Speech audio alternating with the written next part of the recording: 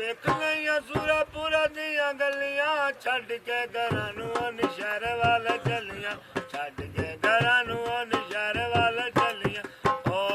ਰੁਤਬੇ ਨੇ ਬਖਸ਼ੇ ਮੌਲਾ ਪਾਕ ਕਮਾਲੀ ਦੇ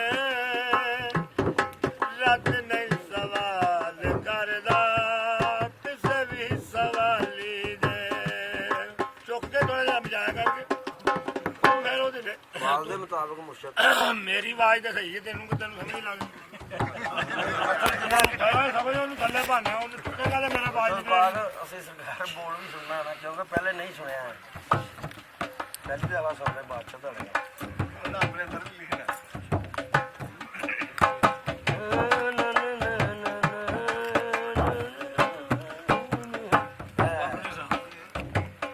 ਨਾ ਤੇ ਤੈਨੂੰ ਅੱਜ ਉਹ ਗੱਲ ਸੁਣਾਈ